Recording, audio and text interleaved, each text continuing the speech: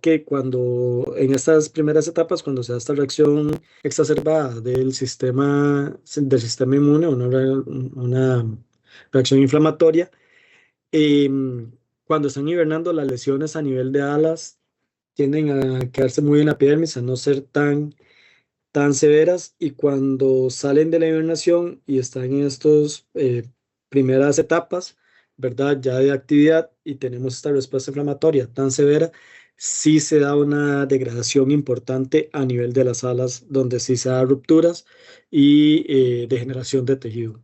Entonces, con esto se llegó a que la respuesta inmunitaria es tan severa, ¿verdad? Que más bien llega a ser contraproducente que actúen de esta forma exacerbada. ¿Ok? Entonces, bueno, es un hongo que, como les dije, a nivel de neotrópico no lo tenemos, ¿verdad? No hay temperaturas que sean tan bajas y- y, como para mantener activo al hongo, ¿verdad? Y que llegue a tener una actividad o un impacto importante en nuestras zonas. Además, en la mayoría de las especies que tenemos en el neotrópico, ah, son muy pocas las que llegan a hibernar. De hecho, que yo recuerde, no hay como ninguna que tenga una hibernación real. Sí hay algunas de zonas altas y de zonas un poco más frías que a nivel durante el día o parte de la noche, sí entran en un estado de torpor, ¿verdad? Y se mantienen con tasas metabólicas muy bajas, pero son diarias, no son estacionales como en zonas templadas. Entonces, digamos que muy probablemente es un agente etiológico que no va a tener un impacto importante sobre las poblaciones de quirópteros en zonas neotropicales, pero que es importante conocerlos, ¿verdad? Porque si tiene una afección o ha venido a generar problemas de conservación bastante importante en murciélagos de zonas templadas, principalmente de Norteamérica. ¿Sí? Otra enfermedad, otro agente etiológico que vamos a ver es los parasitarios, ¿verdad? Donde tenemos sarna como una enfermedad parasitaria, ectoparasitaria importante en fauna silvestre, ¿verdad? Principalmente la que vemos afectando a mamíferos silvestres es la sarna sarcóptica, y, y que ha venido a presentar un aumento importante en poblaciones de mamíferos a nivel de América. En Sudamérica ha venido a tener un impacto bastante importante, principalmente en carnívoros silvestres y en ungulados silvestres, ¿verdad? Donde la presentación es una presentación relativamente clásica a la que nosotros conocemos de sarna en perro, ¿verdad? Mucho de este aumento en el impacto de esta enfermedad en fauna silvestre se asocia al contacto que hay actualmente, a un mayor contacto entre animales silvestres con animales domésticos, ¿verdad? En el que hay un salto taxonómico del agente etiológico, ¿verdad? Donde la sarna puede llegar a pasar de forma facilitada por ese contacto hacia animales silvestres y puede llegar a tener un impacto importante en la salud de estos. Dentro de los carnívoros silvestres que se han visto más afectados están los cánidos, principalmente coyotes, zorros, han tenido un impacto bastante importante. Y en ungulados, principalmente en cérvidos, son los que se han visto más afectados. A, a nivel de América, principalmente Sudamérica, ha estado presentando mucha problemática con sarna en estos animales, ¿verdad? Principalmente lo que vamos a ver son dermatitis bastante severas, ¿verdad? Principalmente por la infección o la parasitosis del Sarcoptes, ¿verdad? En el cual vamos a comenzar a tener animales que pueden presentar focos alopécicos, ¿verdad? En esos focos alopécicos podemos se va a comenzar a presentar hiperkeratosis, ¿verdad? O costras que son bastante comunes ver en casos de sarna, ¿verdad? Esta pérdida de pelo en muchas ocasiones, principalmente en las zonas que son un poco más templadas, también van a generar que los animales sean mucho más susceptibles al frío. Entonces, en muchas ocasiones pueden llegar a generar hipotermias en animales, ¿verdad? Por esta pérdida de pelaje y por pérdida de su protección. Y además, como sabemos, pues la sarna también genera un prurito bastante significativo, ¿verdad? Donde los animales van a dedicar mucho tiempo a rascarse. Este prurito es bastante irritante, ¿verdad? Entonces, también las tasas metabólicas aumentan en estos animales. Dedican más su tiempo al acicalado o a rascarse, ¿verdad? Entonces, esto hace que consuman menos cantidad de alimento, ¿verdad? Porque van a dedicar más tiempo em, de su día en tratar de compensar la irritación que tienen en la piel. Y esto va generando que, además de un aumento en tasa metabólica, em, más que todo a nivel inmunitario, ¿verdad? Para tratar de solventar o de luchar contra el agente etiológico. Esto va a hacer que los animales comiencen a perder grasa y tono muscular y comienzan a verse también bastante demasiados, bastante delgados, ¿verdad? A perder condición ambiental y en muchas ocasiones pues van a llegar a morir digamos, por inanición. Y otra es que como se está dando una alteración a nivel de la piel, ¿verdad? Donde es la principal barrera, la barrera inicial de inmunológica, pues esto también hace que las alteraciones o lesiones en piel puedan llegar a presentar infecciones secundarias, más que todo bacterianas, que pueden llegar a afectar a nivel externo, ¿verdad? A nivel de donde estamos la lesión, pero también pueden cruzar por septicemias y los animales pueden llegar a morir por choques sépticos, ¿ok? Para el caso de Costa Rica no son tanto los casos que se han observado de animales con sarna, ¿verdad? Sin embargo, pues sí se ha visto o se ha podido detectar en prosiónidos, mapaches, pisotes, ¿verdad? En algunos cánidos, no con impactos tan severos, ¿verdad? Como los que han estado ocurriendo a nivel de Sudamérica, pero es un agente biológico que lo tenemos presente y que puede llegar eventualmente a generarnos impactos bastante altos en nuestra diversidad de mamíferos. Entonces, es un, es un agente que sí tenemos que tenerlo presente, ¿verdad? Que puede llegar a afectar y no dejarlo de lado cuando vemos animales con prurito, cuando vemos animales con focos alopécicos, más si están presentando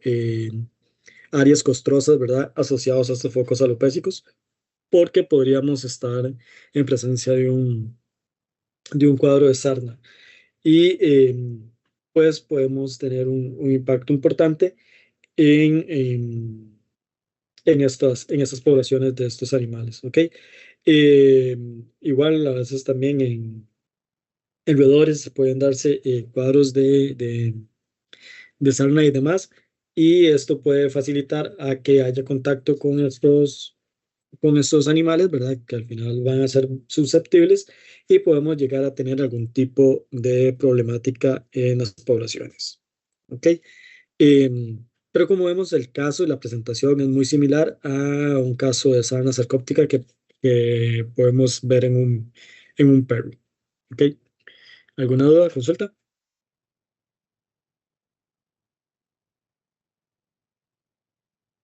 Todo bien, profe. Todo claro. Ok. Después otra enfermedad infecciosa que tenemos que tener presente que podría llegar a afectar a algunos animales silvestres. Dentro de estos, los que se han visto más afectados son primates, ¿verdad? Generalmente puede llegar a afectar a ungulados también, eh, ungulados silvestres, ¿verdad?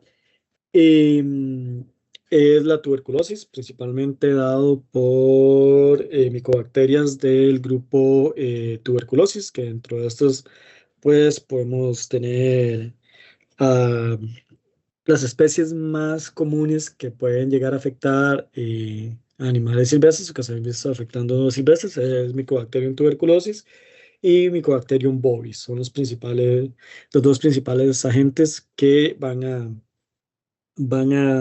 tener un impacto mayor, ¿verdad? Se ha visto que a nivel de primates no humanos, pueden llegar a verse muy afectados, ¿verdad?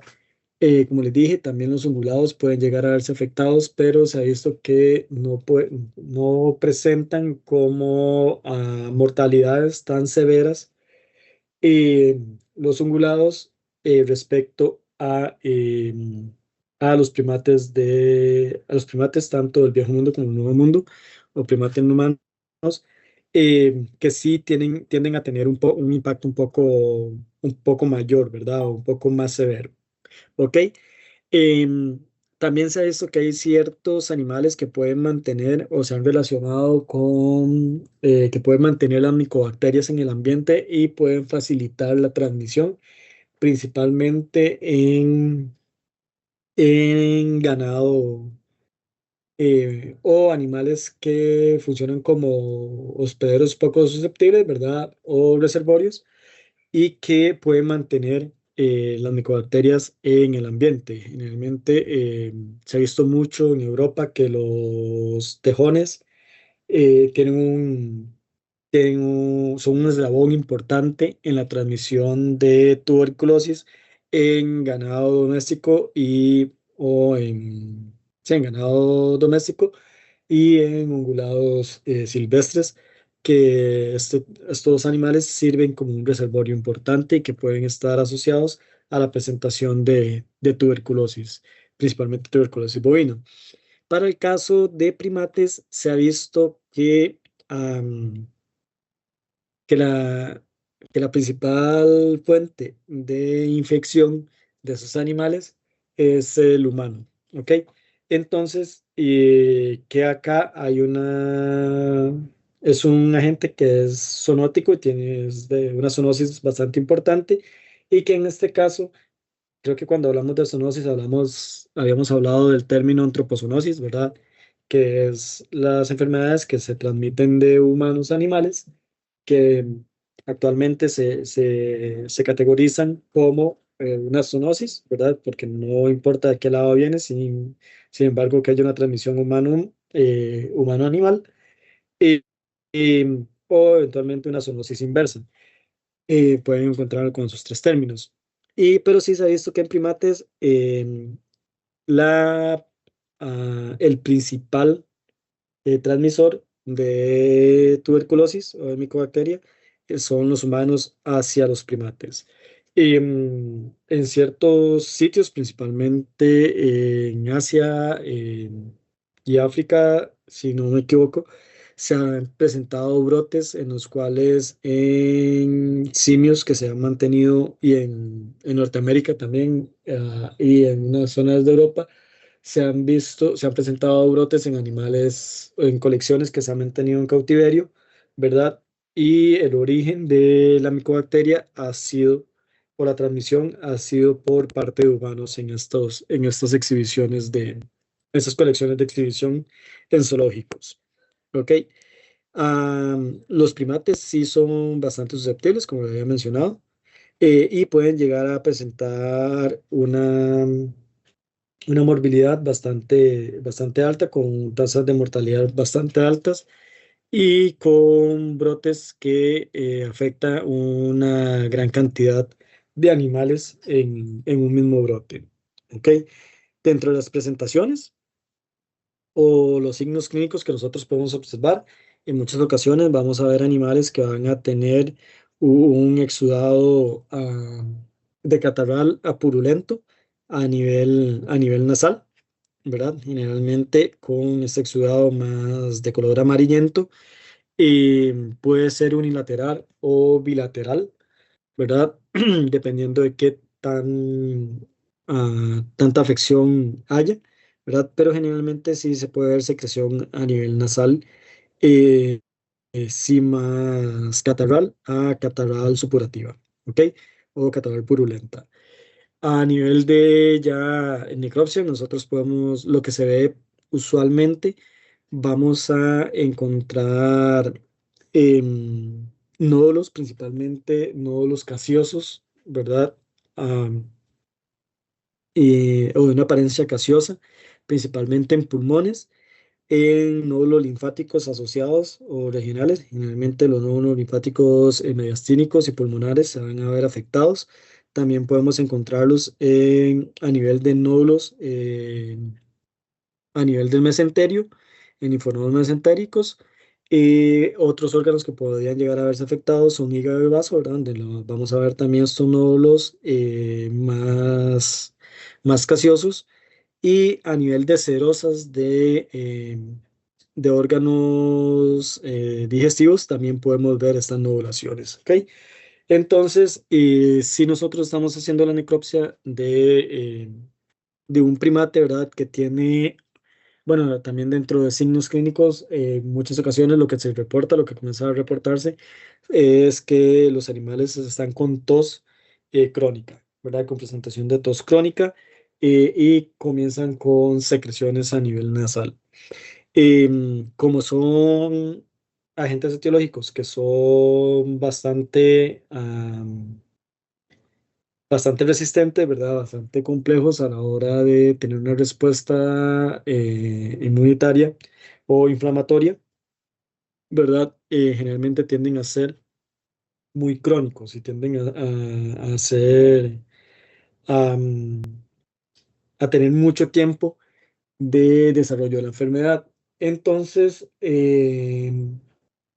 generalmente, a veces esto hace que, como se es tan prolongada el tiempo de la enfermedad, a veces cuesta un poco llegar a un diagnóstico, porque al inicio puede que el animal no presente ningún signo o los signos sean muy sutiles, ¿verdad? Ya cuando se ve muy afectado es que ya vamos a comenzar a ver signos un poco más severos. Em, entonces, cuando nosotros tengamos primates con alguna historia de alteraciones o enfermedades respiratorias, ¿verdad? O algún tipo de signo respiratorio con ya presentación de algún tipo de secreción y muerte súbita del animal, siempre tengamos en consideración a la tuberculosis, ¿ok? Es importante entonces tener las medidas de bioseguridad a la hora de hacer la necropsia, porque recordemos que las micobacterias se transmiten principalmente por aerosoles, ¿ok? Entonces podemos quedar expuestos cuando estamos haciendo la necropsia a estos agentes etiológicos. Generalmente cuando hacemos necropsia podemos ver los pulmones, ¿verdad? Podemos encontrar lesiones muy focalizadas, como en el caso de la imagen B, ¿verdad? Donde solamente el, en este lóbulo, a nivel del pulmón derecho, lo que estamos viendo es esta lesión eh, gaseosa, ¿verdad? Esta nodulación gaseosa que se ve en esta zona. Entonces es una lesión muy focalizada. Sin embargo, podemos tener eventos muy severos donde vemos nodulaciones bastante multifocales, ¿verdad? Bastante severas y que casi todo el tejido del órgano está comprometido, ¿verdad? Aquí podemos hablar que un 70% del órgano ya está presentando este tipo de nodulaciones. Em, y vemos que no solamente pulmones se está viendo afectado, también vamos a ver que al nivel de linfonodos también hay una afección bastante importante, ¿verdad? Vamos a ver este proceso inflamatorio supercacioso, ¿verdad? Que ya esto es bastante indicativo de tuberculosis. Como les mencionaba, los linfonodos mesentéricos también pueden llegar a verse afectados. Y una característica que tiene tuberculosis es que en muchas ocasiones a nivel de pulmones las alteraciones no son tantas, ¿verdad? Pero sí a nivel de linfonodos sí se da estas nodulaciones o esta linfadenitis gaseosa muy notoria. Entonces, siempre que tengamos em, siempre que tengamos este tipo de signos clínicos, ¿verdad?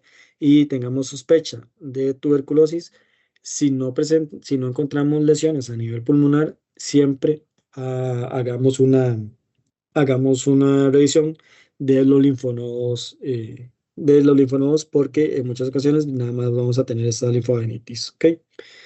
Em, a nivel histológico, podemos ver, ¿verdad? Estos focos inflamatorios, principalmente focos inflamatorios con necrosis gaseosa, ¿verdad? Donde ya vamos a ver un área central muy necrótica, ¿verdad? Y vamos a ver una zona externa, principalmente dada por macrófagos y algunos neutrófilos activos, ¿verdad? Em, pero sí vamos a ver este proceso inflamatorio mucho más gaseoso, ¿verdad? También cuando hay un grado un poco más severo o más crónico de inflamación, en algunas ocasiones podemos ver ya nódulos más granulomatosos, ¿verdad? Que ya vemos un infiltrado inflamatorio más formando este tipo de granulomas, ¿verdad? Que nos vamos a ver principalmente muchos macrófagos generando estos nodulitos inflamatorios o estos granulomas bien marcados, ¿ok? Pero lo más común es ver estos focos inflamatorios, ¿verdad? Con una necrosis central, ¿verdad? Dado más que todo, bueno, una concentración importante de macrófagos, células gigantes y algunos neutrófilos, ¿verdad? Generándonos este proceso inflamatorio gaseoso que es sumamente característico de tuberculosis. ¿Ok? Hasta acá, ¿todo bien?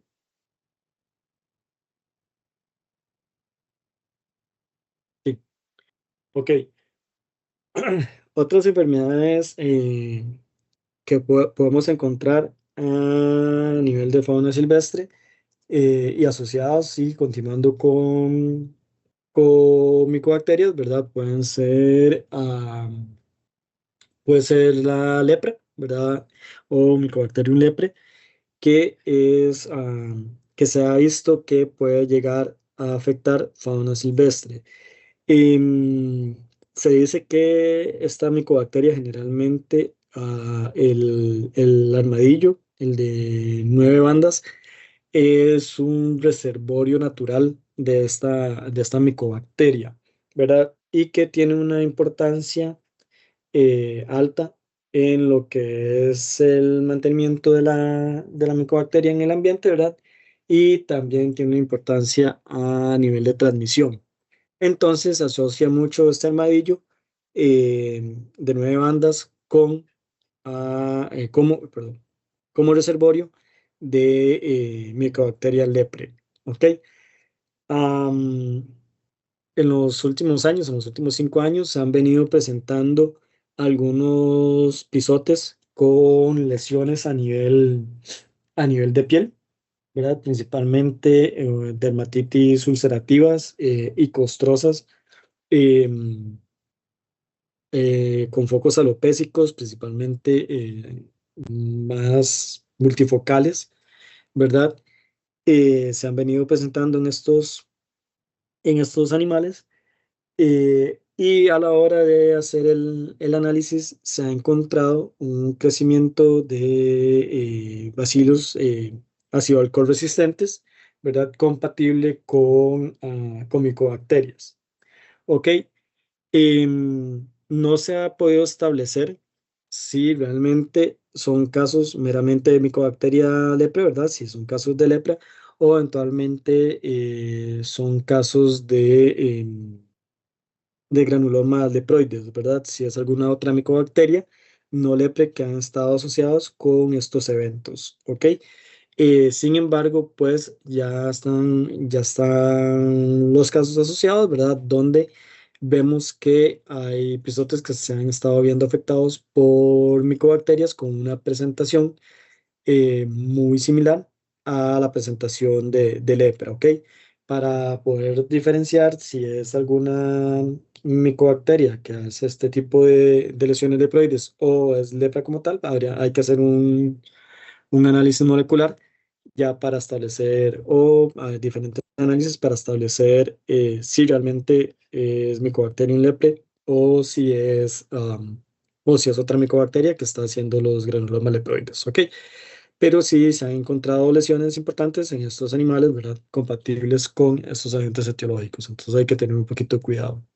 Ahora bien, nada más para recordar, a nivel de histopatología, ¿qué tinción especial nosotros podemos realizar para determinar si el agente etiológico que estamos encontrando es una micobacteria?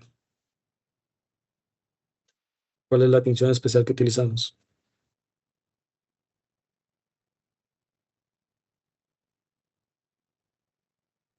Para Mycobacterium, profe. Ajá,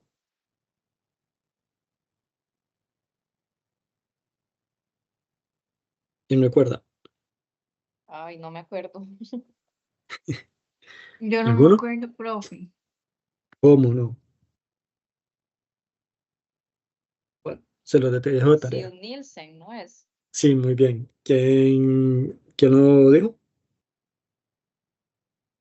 Es que no veo quién está Katie, hablando. profe. A Katie Katie. lo dijo. Gracias. Gracias, Katie. Sí, Ciel Nielsen. Muy bien. Se utiliza atención especial de Ciel Nielsen para establecer si son micobacterias. Entonces, para estos casos, pues ha salido positivo en Ciel Nielsen, ¿verdad? Entonces son bacilos compatibles con bacilos ácido alcohol resistentes, ¿verdad? Es muy compatible con micobacterias, ¿verdad? Pero a la hora de caracterizar a nivel de especie, pues ya hay que hacer otras pruebas para ya establecer si realmente es Mycobacterium lepre o si es alguna otra micobacteria, ¿ok? Generándonos esta lesión, que hay otras micobacterias, ¿verdad? Que generan estos tipos granulomas leproides que son, que son característicos. Entonces, eh, sí, digamos, pero sí hay presencia de esos agentes etiológicos.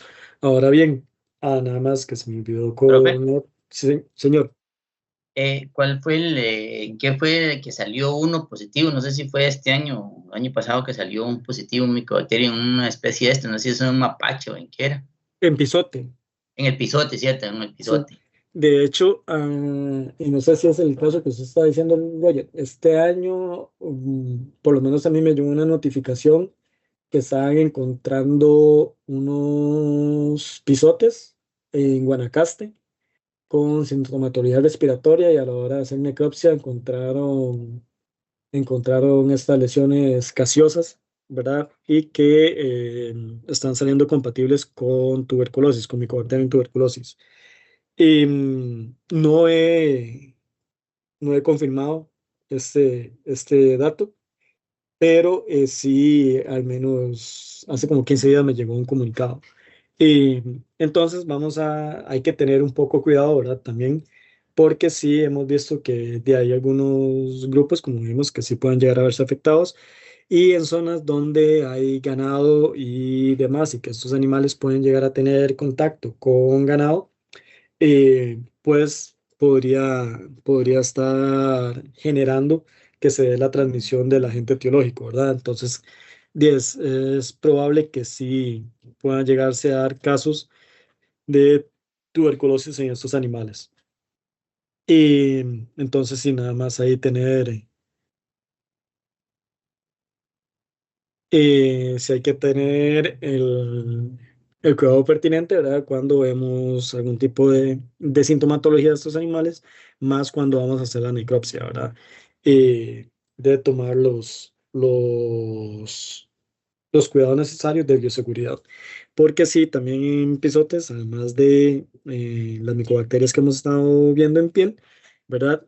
Ya se reportaron también micobacterias a nivel respiratorio, principalmente, bueno, compatibles o muy probablemente que sean a tuberculosis como tal, ¿verdad? Dado por micobacterias del grupo tuberculosis. Entonces, sí, sí se ha visto también estos pisotes que muy probablemente también están afectados por tuberculosis. ¿Sí queda claro? Sí, señor. Ok. ¿Los demás? ¿Todo bien? Sí, profe. Ok, gracias. Sí, profe, todo bien. Gracias. Ok, otra enfermedad infecciosa que ha venido presentando importancia a nivel de primates y aquí más que todo primates del Nuevo Mundo, ¿verdad? Ha sido toxoplasmosis. Toxo comenzó a reportarse y se consideraban a los primates, principalmente a los aimiris, a los monos titís, fue donde comenzó a reportarse mortalidades importantes y muertes súbitas de colecciones en cautiverio de estos monos, ¿verdad? En el cual no se sabía muy bien qué era lo que estaba pasando, ¿verdad? Sin embargo, sí se estaba teniendo que un número bastante alto de los animales que se mantenían en la colección empezaban a tener una muerte súbita, lo que tenían era un cuadro de depresión, anorexia y muerte súbita bastante rápida. eh, y pues los animales presentaban condiciones corporales o de salud relativamente estables, ¿verdad? No eran animales que venían con algún tipo de padecimiento, sino simplemente eso era algo súper agudo que estaba generando, o algo muy agudo que estaba generando la mortalidad de estos animales. Como les comento, principalmente los primeros casos comenzaron a darse en monos titis. Ahora sabemos que también toxoplasmosis puede llegar a afectar a otros grupos, dentro de estos a los cébides, ¿verdad? A los capuchinos, puede llegar a afectar, puede tener un impacto importante y además en los últimos años, por lo menos a nivel de Costa Rica, también se ha visto problemas en monos congos em, por parte de toxoplasmosis, ¿ok? Para recordar, toxoplasmosis, ¿cuál es el hospedero definitivo del ciclo de vida de toxoplasma y el principal reservorio y transmisor de toxoplasma? Felinos domésticos. Felinos domésticos y felinos silvestres. Se considera que los felinos en general tienen una importancia alta en la transmisión de toxo. Katie, ¿verdad? También fue la que respondió. Sí, profe. Ok, gracias, Katie. Sí, felinos. Entonces, acá la pregunta era o es cómo está llegando toxoplasma a estas exhibiciones. Y muy probablemente sea por contaminación del agua o contaminación del alimento por materia fecal, principalmente felinos. Pero recordemos que también em, los roedores pues pueden participar también en la transmisión o sí, en la transmisión de toxoplasmosis.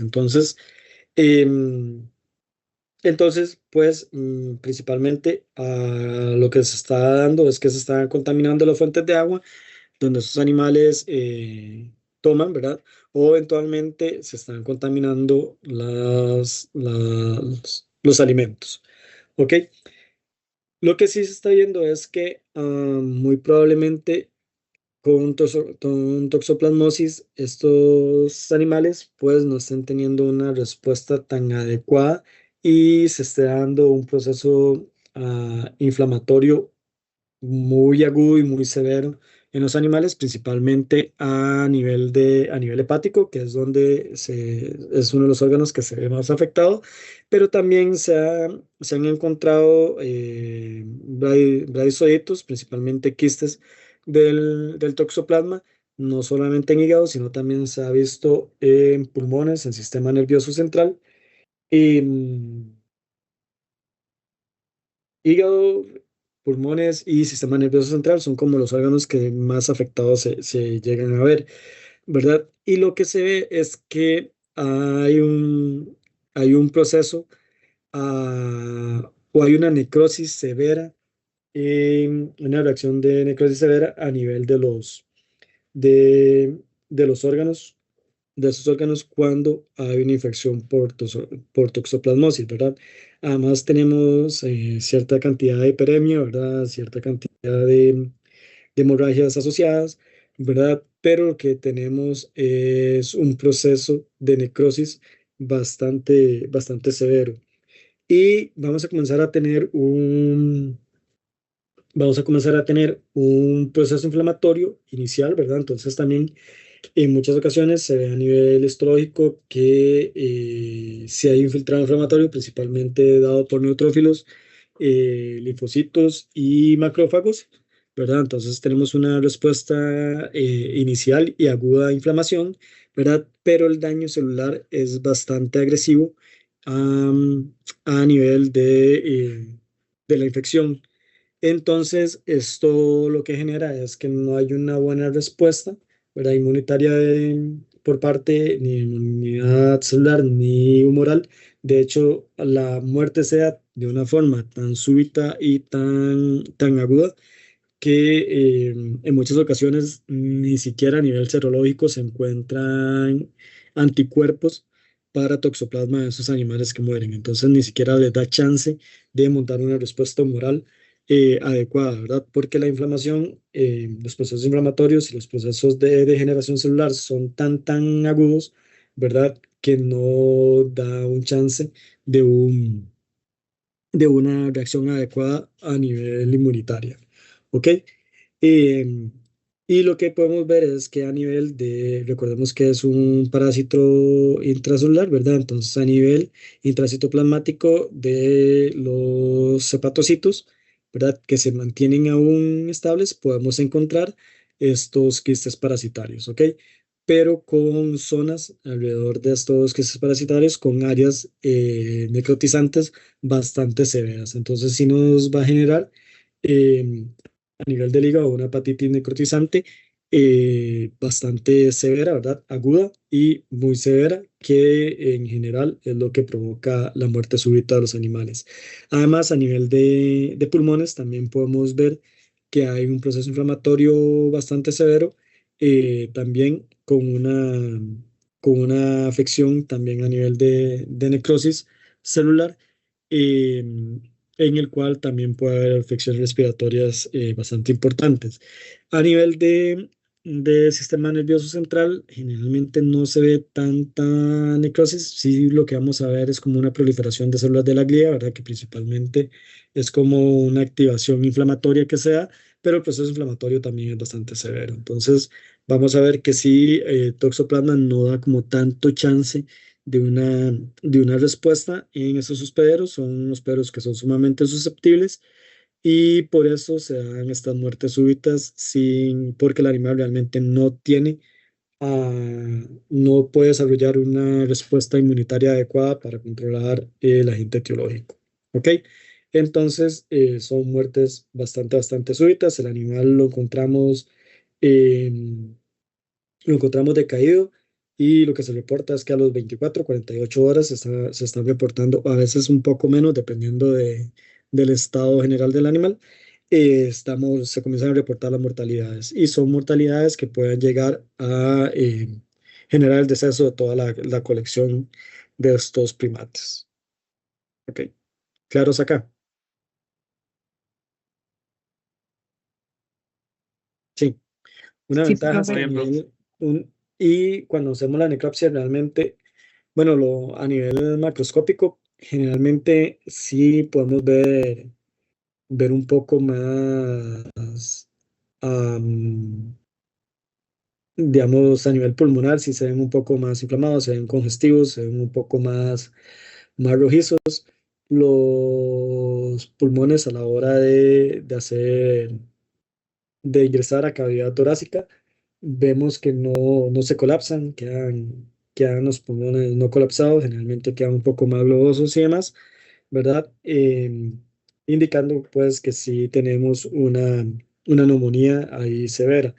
A nivel del hígado, lo que se ve macroscópicamente, generalmente van a ser hígados como muy claros y con focos necróticos multifocales, ¿verdad? Pero puede llegar a ser un poco más difuso, ¿verdad? Una coloración pálida difusa, o con focos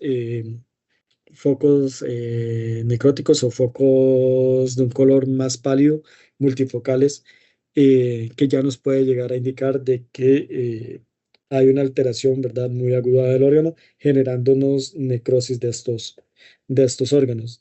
Y bueno, una ventaja que tenemos es que a nivel de histología generalmente es relativamente fácil poder ver las estructuras parasitarias, ¿verdad? Principalmente ver los braquizoides de toxoplasma son relativamente fáciles de observar. Entonces, digamos que es una ventaja que hay a la hora de hacer el diagnóstico, que con una histología, siempre y cuando el animal no tenga mucho tiempo de que se presentara el deceso, ¿verdad? Y que no haya mucho grado de autólisis, porque a veces también la autólisis nos mete un poquillo más de bulla, porque hay mucha necrosis, entonces realmente hay una degradación muy rápida del tejido. Siempre y cuando el tejido está relativamente conservado, es relativamente fácil hacer el diagnóstico. ¿Ok? Entonces, para que lo tengan presente y eventualmente igual cuando tenemos este tipo de presentaciones donde los animales simplemente se ven decaídos, dejan de comer y comienzan a morir de forma súbita, siempre tengan, siempre tengan presente de que podemos estar en un evento de toxoplasmosis en esta población. Más aún si eventualmente cerca de los recintos o eventualmente dentro del área de la exhibición, del centro de rescate o el zoológico, se han estado viendo gatos ferales, gatos domésticos, eventualmente gatos silvestres, o si tenemos también presencia de roedores, que es relativamente común que en un sitio de estos pues haya roedores. Entonces sí tenemos que pensar siempre y tener presente toxoplasmosis en estos animales. ¿Ok?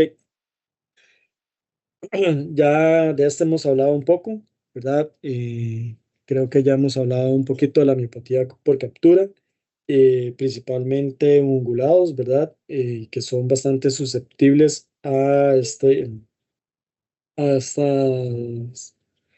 estas alteraciones a nivel de salud y que pueden generar la mortalidad súbita o la muerte súbita de los animales.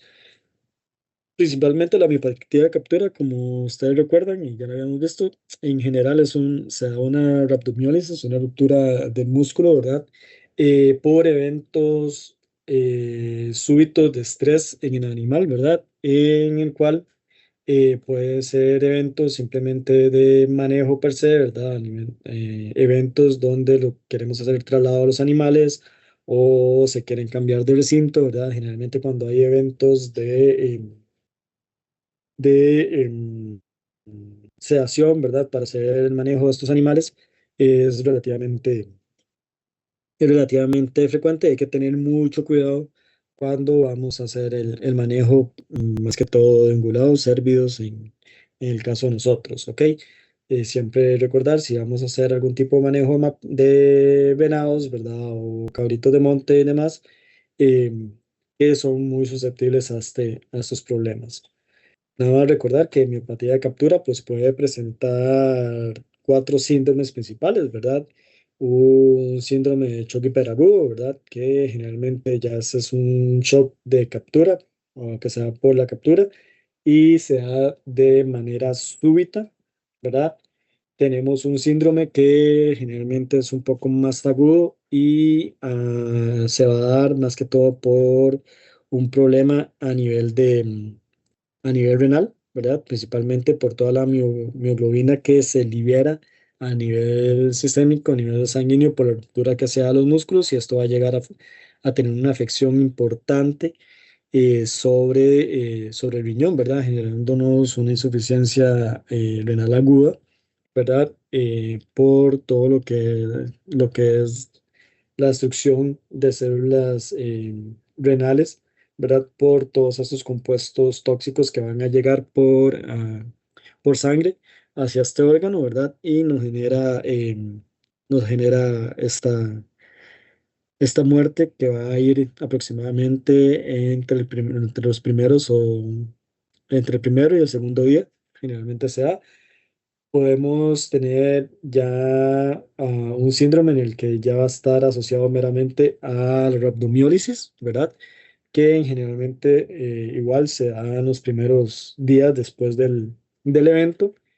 Y un síndrome donde es un síndrome tardío, pero es cuando se da, principalmente este síndrome tardío, es que el animal se recupera, pero queda con lesiones severas, tanto a nivel muscular como a nivel renal, ¿verdad? Sin embargo, logra compensarlo. Y en algún momento, en cualquier momento que el animal tenga o sea sometido a otro evento de estrés, ¿verdad?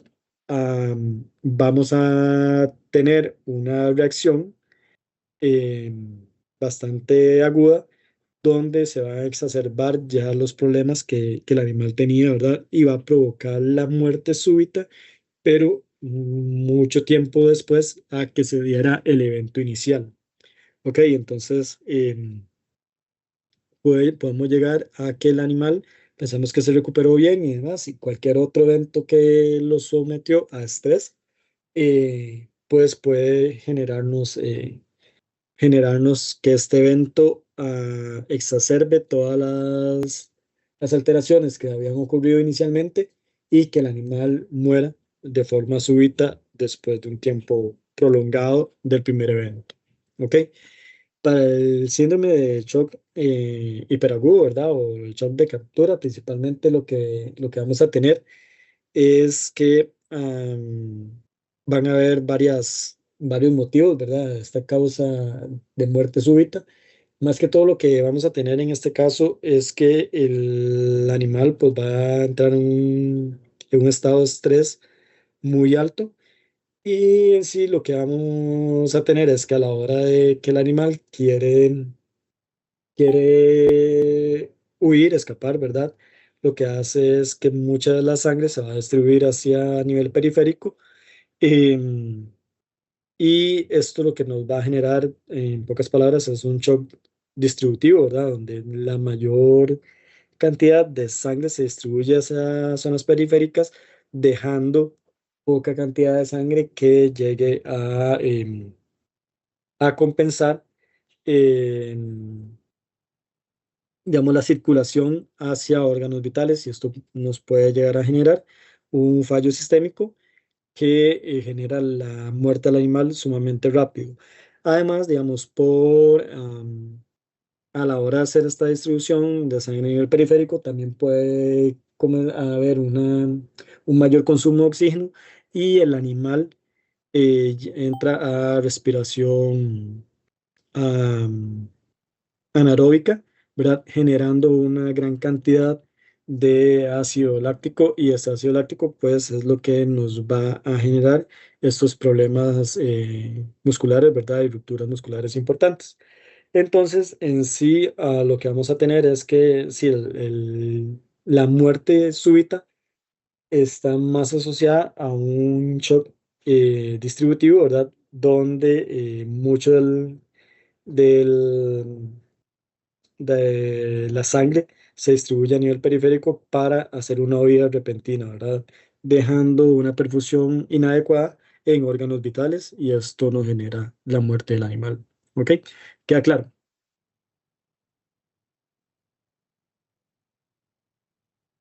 Sí, Sí, Sí. profe. Si nosotros estamos en un evento en el cual estamos haciendo un manejo de estos animales, ¿verdad? Y tenemos esta muerte súbita, digamos, dentro de los signos más fáciles de ver y saber qué fue por una miopatía por captura con síndrome de shock hiperagudo. Lo que podemos ver es una dilatación, ¿verdad?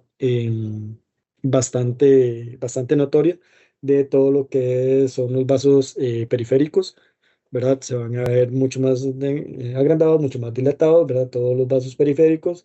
El animal generalmente va a tener una hipertermia bastante severa, y esto también va a generar esta hipertermia también que haya degeneración a nivel, o ruptura a nivel muscular, ¿verdad? Y entonces esto va a agravar más el cuadro. Y Sí, y principalmente, y una contracción muscular bastante severa. Entonces, digamos, son signos que nosotros podemos ver en el animal difunto y que ya podemos asociar con que si lamentablemente cursó por esta muerte, ¿verdad? De miopatía por captura, de una muerte hiperaguda. Sin embargo, igual, si usted está manejando uno de estos animales, ¿verdad? Un cérvido, eh, y se le cayó, es casi que usted ya sabe que simplemente fue porque hizo algo mal en el manejo y que muy probablemente ya ese individuo lo perdió. Entonces sí hay que tener un poco de cuidado a la hora de hacer el manejo de estos animales. Ok,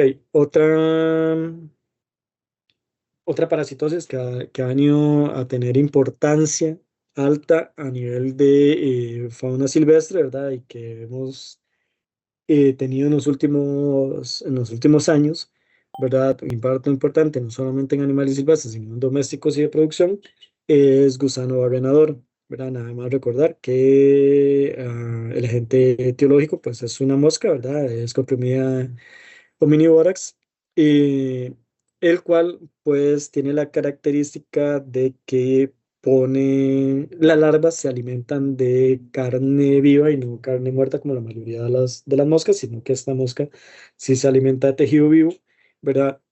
Y que es bastante oportunista y que aprovecha cualquier herida que vamos a encontrar en cualquier animal, generalmente un mamífero, ¿verdad?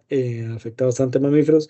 Sin embargo, se ha reportado que no es usual, ¿verdad? Pero sí en aves no es usual que llegue a afectar, pero sí se ha reportado algunos casos en los últimos años, ¿verdad? Bueno, en el último año sí se ha reportado algunos casos también afectando aves, pero lo más usual es que afecte mamíferos. Em, es pues como todos sabemos, ya ustedes conocen bastante de eso, y me imagino que todos han visto al menos un caso de gusano barrenador, sea en animal doméstico o ganado, ¿verdad? En el cual la mosca deposita una gran cantidad de huevos y generalmente son muchas las cantidades de larvas que llegan a afectar al animal, ¿verdad? Y que llegan a reproducirse en el área afectada.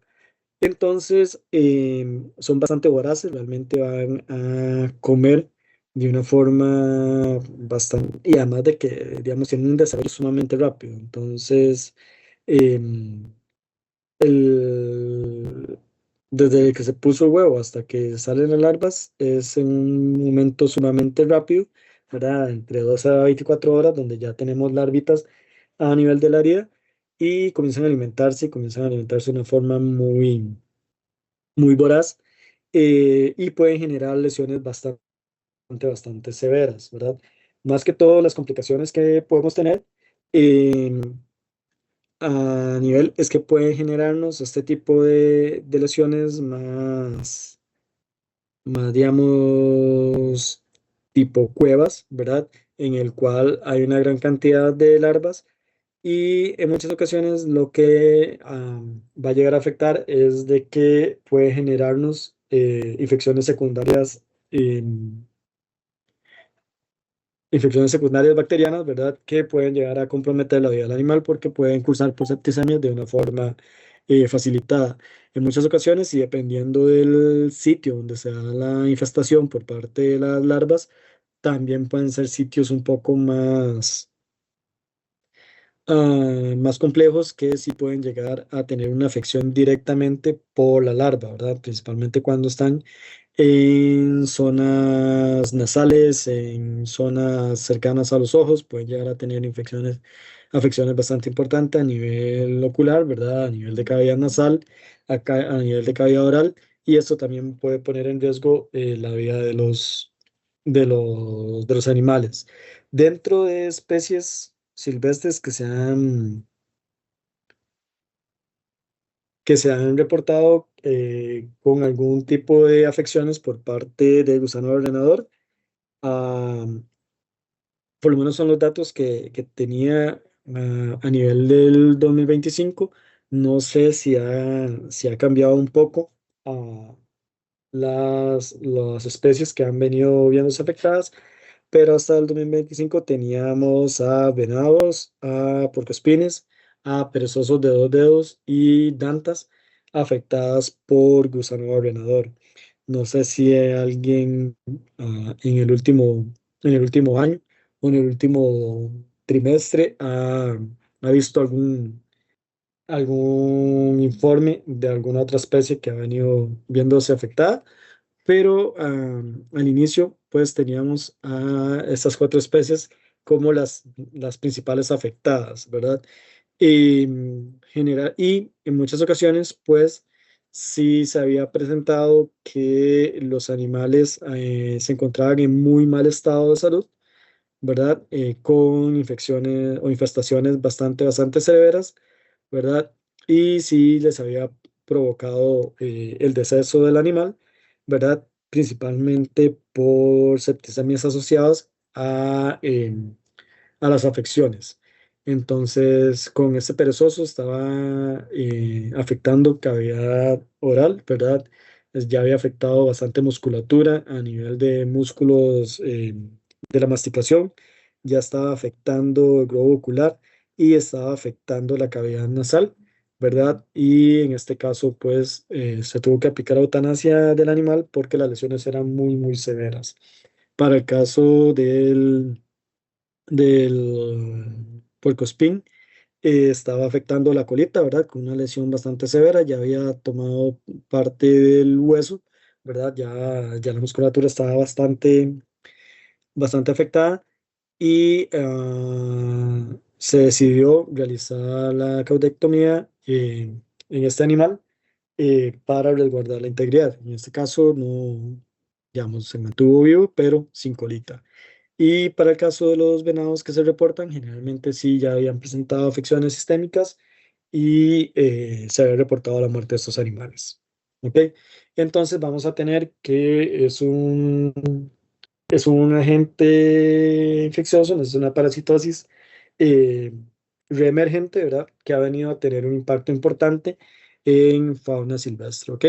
Entonces, que sí tenemos que tenerlo siempre presente como un agente que puede llegar a generarnos algún tipo de afección en estos animales. ¿Ok? ¿Alguna pregunta, chicos? ¿Duda?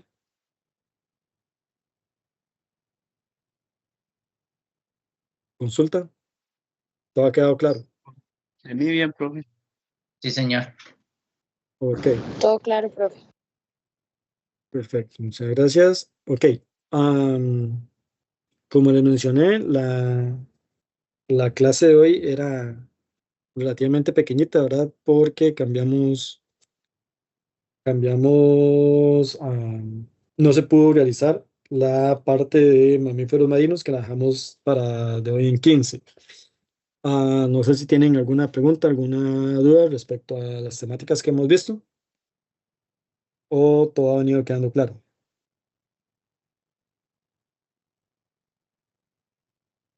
De mi parte, todo bien, profe. Muchas gracias, Yo Alejandra. también, profe. De mi Ok. parte, de mi parte todo bien. Ahora nada más ya fuera de la clase, ¿verdad? Con Ujú. esto del pisote con Tuberculosis. que salió positivo a tuberculosis. Este, y vamos a ver qué más se pasa, porque imagínense que el último informe que se dio es que nosotros tenemos una positividad en los bovinos, ¿verdad? Está hablando en bovinos de 0,8 en fincas, ¿verdad? Entonces, pero ya vemos que en la vida silvestre se pueden, hay. Entonces, esa positividad de 0,8 no sé qué tanto abarca la realidad, ¿verdad? De lo que están dando como informe, ¿verdad? Sí, Estoy de hablando del hecho, informe que emite SENASA, ¿verdad? El ujú, informe que emite SENASA. Sobre eso, ¿verdad? Pero a mí me queda ahora, voy a preguntar sí, ¿verdad? Sobre porque, eso. exacto, porque a mí me llegó un comunicado que supuestamente el comunicado fue redactado por el ICE, no por SENASA. Entonces, no he logrado no he logrado ver o establecer si realmente el comunicado es oficial y si realmente se dio, ¿verdad? Entonces, como les digo, no puedo confirmar este resultado, pero sí vi que había, como hace como 15 días fue que había ese comunicado, ¿verdad? Pero no sé qué tanta confirmación tenga porque no es un comunicado oficial por parte de la entidad encargada, que en este caso sería SENASA. Sin embargo, y si es así, sí hay que tomarlo en consideración, ¿verdad? Porque pues ya hay una especie que es silvestre que se está viendo afectada, ¿verdad? Y es una especie que realmente tiene comportamientos muy periurbanos, ¿verdad? Que generalmente tiene mucho contacto con personas y mucho contacto con animales domésticos y demás. Entonces, pues hay que prestar atención. Muy probablemente sí, en las zonas que se da también son zonas ganaderas altas, pero sí, digamos, se hace ahorita no recuerdo cómo está Guanacaste con respecto a la presencia de tuberculosis ¿verdad? ¿Qué estatus tiene estas zonas? Pero sí hay que tener un poquito de, Sí, sí. de Y cuidado. ahora, y ahora que usted dice eso, ¿verdad? Bueno, a mí me causa curiosidad y voy a hablar con mi coordinador a ver, para ver si él averigua bien la zona de dónde fue que llegó ese animal, porque yo sí tengo entendido que se hizo análisis de histopatología en la NACEBE y como que salió positivo la histopatología. Y entonces hay una controversia ahí rara, bueno, que tengo yo con esta gente. Pero, y sería bonito conversar con la doctora María de la Fuente del Ministerio de Salud para ver esas zonas y ver si ellos eventualmente ya vieron, si eventualmente van a ir, porque es la encargada de las zoonosis, enfermedades zoonóticas a nivel nacional por el Ministerio de Salud, a ver si van a ir a visitar las fincas cercanas de donde donde agarraron al bicho ese, para ver qué está sucediendo, ¿verdad? Porque imagínate, yo me pregunto, ¿verdad? Si hubo un animal silvestre, que fue positivo, no sé, sugestivamente, si fue que él llegaba a las fincas y consumía algún producto lácteo de las fincas o de cómo fue que se dio, cómo fue que se dio, ¿verdad? El contagio ese, pero ver cómo están las fincas alrededor. Pero, pero voy a averiguar y en la próxima clase le digo cómo está el asunto, en qué parte, a dónde fue y, Ok. qué van a hacer, porque está bastante interesante. A mí me encanta este tema y pues creo que nosotros a nivel nacional deberíamos ir más allá, no ser tan conformistas, ¿verdad? A no esperar que la gente se enferme, ¿verdad? Sino, o los Sí, animales, en este caso, ¿verdad? Y sino que nos quedamos ahí como, no es nada, es un animalito nada más, pero pues eso puede trascender mucho más. Es un comentario sí. que De quería hecho, hacer. Europa trabajaba mucho estuvo trabajando muchísimo en sus programas de erradicación de tuberculosis y demás con fauna silvestre que considera, como los tejones, que los consideraban reservorios importantes de tuberculosis o de la micobacteria. Y sí tenían programas bastante importantes en lo que era, digamos, la vigilancia, no solamente en ganado bovino, sino también en fauna silvestre que estaba asociada con, con la dinámica de los ganados, ¿verdad? O las zonas productoras. Entonces, sí, al menos Europa sí para su programa de vigilancia, sí mantenían también vigilancia en otros mamíferos silvestres, ¿verdad? No solamente en el ganado. Y digamos que pues ya ahí no es inventar el agua tibia, ya hay protocolos que se han venido estableciendo en otros sitios que eventualmente se podrían llegar a utilizar. Entonces, sí se podría preguntar, nada más no me eche el agua, ¿verdad? Que yo No, dije. profe, no, para nada. Sí, eso, cuando fue, yo me reuní con el programa el viernes Y Ajá. ellos me dijeron de ese, De ese caso. de ese caso, ¿sí? Sí, a mí lo que me llamó la lo que me llamó la atención es que el comunicado saliera del ICE o me llegara por un comunicado del ICE y no un comunicado oficial. De ¿verdad? hecho, estuve buscando comunicado oficial y supuestamente no hay ningún comunicado oficial por parte de SENASA. Sí, no, yo me enteré el viernes, Ajá, ¿verdad? El viernes que entonces, estuve, yo me enteré de ese tema. sí, lo que De, ahí también pero bueno, deberían coordinar mejor, digamos, la forma en que se comunica, porque DLI se lo está sacando, pero realmente al final se está brincando la, mm, el debido proceso que el que debería comunicar es el ente encargado, ¿verdad? Pero bueno, eso es otro tema. sí, Pero eso es el sí, tema. Ah, si podría preguntar un poquillo más del caso de Roger, ahí nos comenta, sí, a ver no, qué no, tal. quedaron que me iban a comentar un poquito más porque Sí, está sí, interesante. está muy interesante. Sí. Bueno, profe, Ok. Chicos, nada más recordarles que la semana próxima tenemos gira. Vamos para Tucán, es en San Isidro de Heredia. La gira queda para horas de la tarde. Y esperando que nos salga bonito día, pero estamos bien, parece que estamos bien con el tempo atmosférico, entonces yo esperaría que tengamos una bonita tarde. Pero igual traten de llevar suéter impermeable y alguna sombrilla o paraguas, porque San Isidro es medio complejo, a veces y cuando se le mete el agua llueve, entonces por aquello de que no llueva. La idea, estoy coordinando con transporte para ver si podemos ir un poquito más temprano, si podemos salir a eso de las 12:15, 12:30. Y no sé si alguno tuviera algún problema de llegar a esa hora a la U para hacer la salida a esa hora.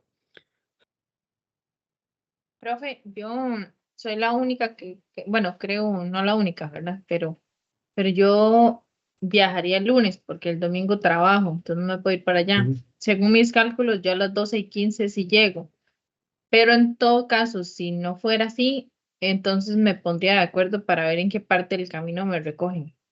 Ok, ok. Sí, igual cualquier cosa, apenas me comuniquen.